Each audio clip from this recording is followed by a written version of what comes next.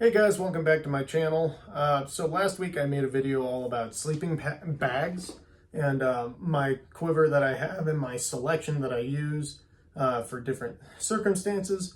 So it only makes sense now to do a video on sleeping pads.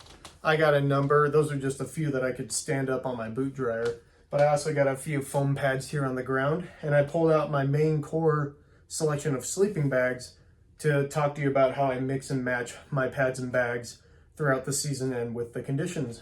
So let's get started.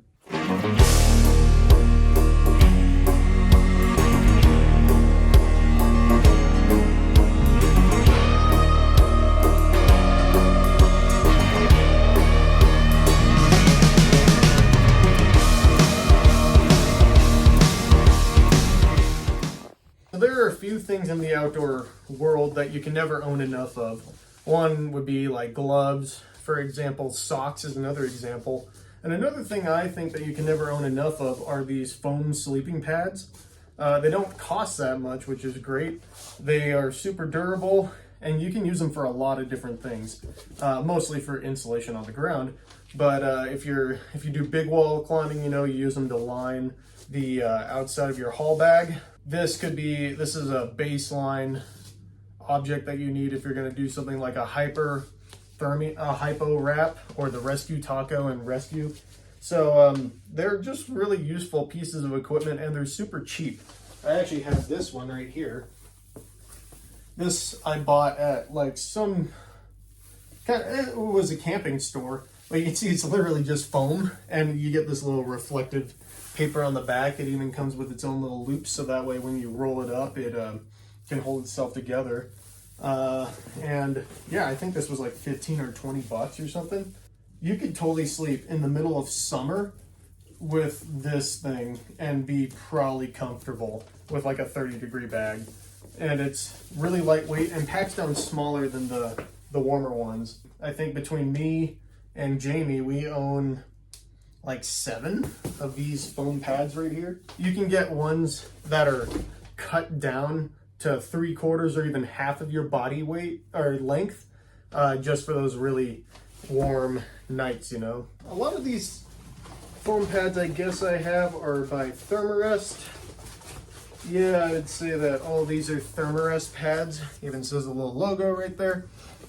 These ones I call the round pads because they fold up all round. And then I have the more square pads, just like so, that fold up into a square. Now, I believe these round pads are a little bit cheaper than these ones. And, there's probably a number of reasons for that, but sleeping pads are all rated by this thing called the R value system. And you'll see this written on the packaging for the pads or online when you look them up. And R value, it's really just a rating system that was made up by the companies about how warm these pads will keep you at night. You'll also see stuff like these symbols that are like spring, summer, fall, winter. And the pads will often be rated as a 3-season or 4-season pad, just like tents. For example, a pad like this is generally rated for 3-season use, as in not winter use. I'll put these actual numbers on the bottom of the screen while I'm editing, but generally foam pads are around the 2 to maybe even a 3 R value system. These round pads tend to be less warm than these more square pads, and that's because this grid system that they have will capture a bit more air and insulate you from the ground a little bit more.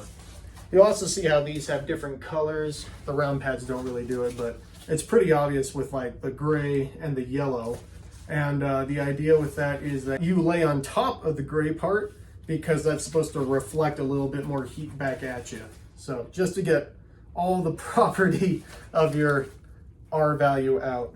This particular model is known as the Thermarest Ridge Rest, and I will put the R value at the bottom here. This is the Thermarest Z-Lite. And then you'll get other pads made by other companies, like Nemo is a really good company for inflatable and foam pads. And Big Agnes, I do have a Big Agnes pad laying around here somewhere, but my girlfriend kind of took it from me because it's one of my few inflatable pads that does not have a slow leak. So she's been using it a lot. But those are just a few companies. Cascade Designs owns Thermarest and owns a bunch of other outdoor brands. So you can go to them for options on sleeping pads, and just looking up sleeping pads in general. You could probably buy some cheaper pads that are made across the sea on Amazon if you're in the budget saving mode. So the big difference between the yellow and the blue pad right here, besides the color, is that this pad is a 3/4 length pad. So this only goes down to my knees or so. And the blue one is a full body length pad. I sort of get into that 3/4 length pad around later season, like height of summer. And I like to do the whole, I guess it's more of a through hiker trick where I do the backpack under my feet and the sleeping pad over my torso. So that's a little bit about backstory on the R value system. You know, there's really no top to the R value. I think right now kind of the warmest pad is like an R value of 5.5 or 6. But there's no real limit. It kind of keeps on going. So we'll see if there's a R value 7 or 8 coming out in the next few years. So that's about all of my foam pads that I have as an example here. They're very durable. They don't pop. They shield you from stuff on the ground, whereas the inflatable pads, if there's like a rock sticking up, it will push into your back a lot more. But they don't keep you as warm and they don't pack down as much. So it's the old synthetic versus down debate, basically, where if you bring the more bulky, it's more durable, it's heavier, it doesn't pack down as much, but it will last pretty much your whole life. Moving on to the more finicky world of inflatable pads, I have 3 examples, 2 of which actually can inflate. The third, I really broke a big hole in it, so it's not going to inflate, but it's here as an example.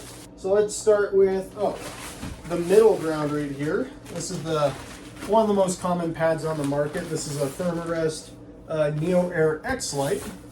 This is most of the time rated as a 3-season pad, I believe. It can keep you warm in the winter if you do a few tricks, but you may have to add another thing like a foam pad on top.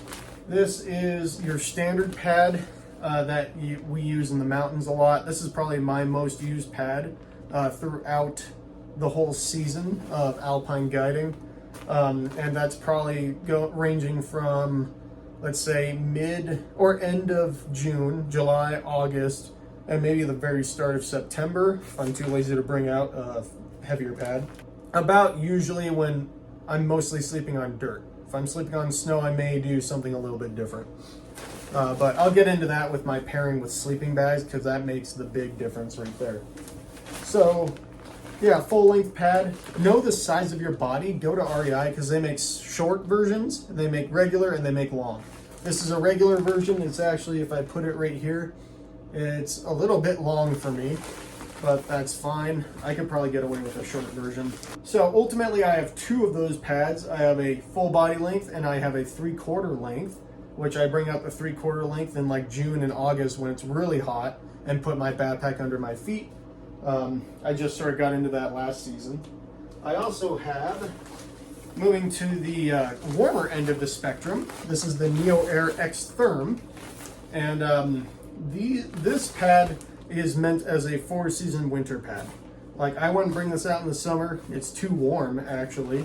It has a R value of around 5, I would say. And most of these pads, the way how they kind of build that R value in is on the inside, the layering, they have this sort of like emergency blanket style device that just helps reflect more heat back at you and capture more heat among these layers. Obviously this pad is fatter than the X Lite, and it is a bit heavier, but you make up for that with the insulative values of it. So that's pretty nice.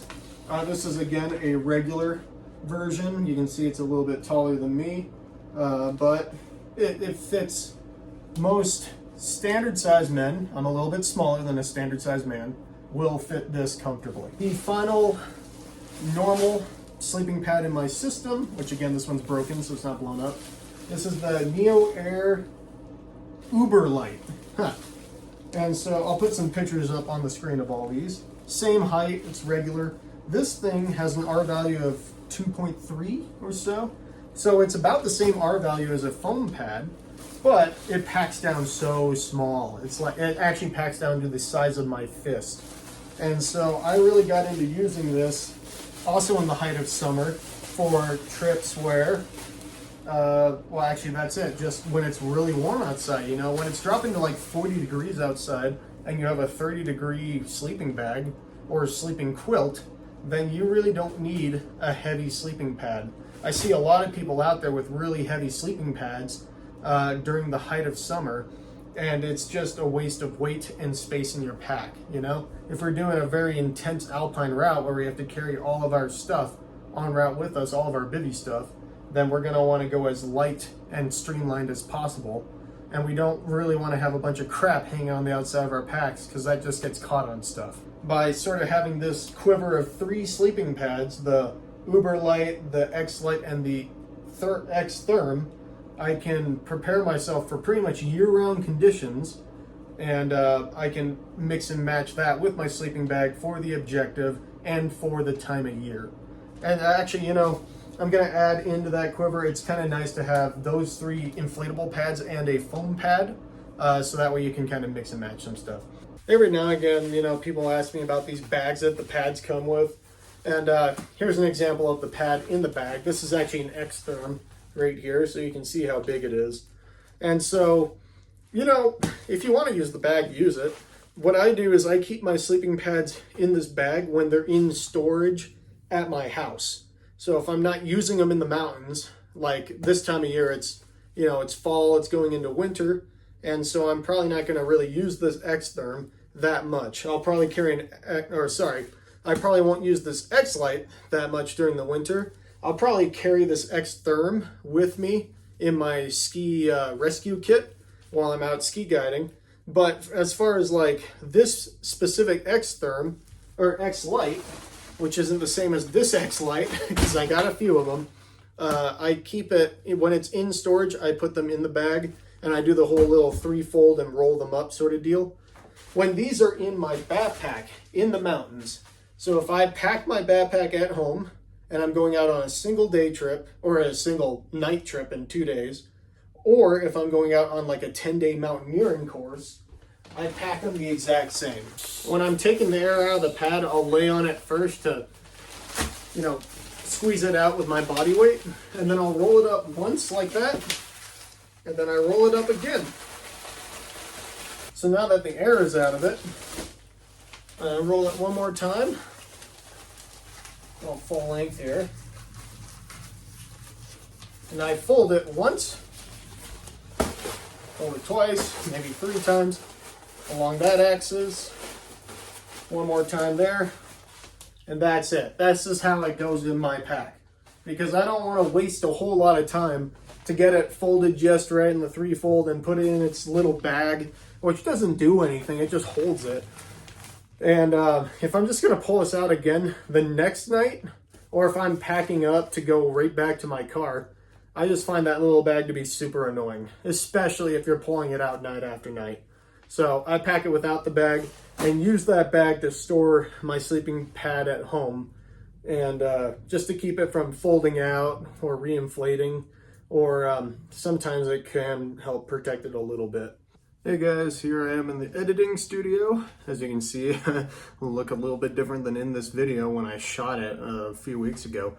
But what I found is that this video, if I add in the whole pairing with the sleeping bags and sleeping pads, was getting pretty long. And so what I'm going to do is just chop them up into 2 videos. So this one was just about my quiver and what I do with my sleeping pads.